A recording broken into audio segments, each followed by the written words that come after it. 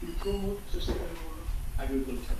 One example, if we want to produce crops in areas where we know that there is going to be less water in the future because there is a growth or there is agriculture crop, then we can adjust the solution by selecting species or selecting varieties that are more resistant. We can also promote water storage on farms. By promoting water storage agriculture, that's also part of the solution that we will allow.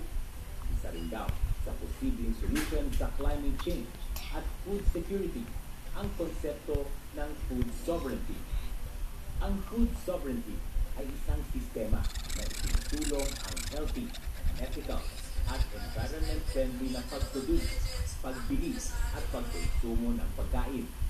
Meron mga tinatawag na pillar yung food sovereignty.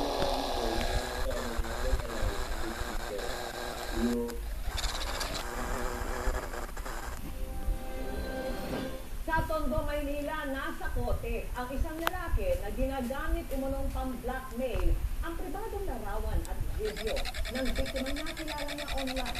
Nakatutok si June Veneracion.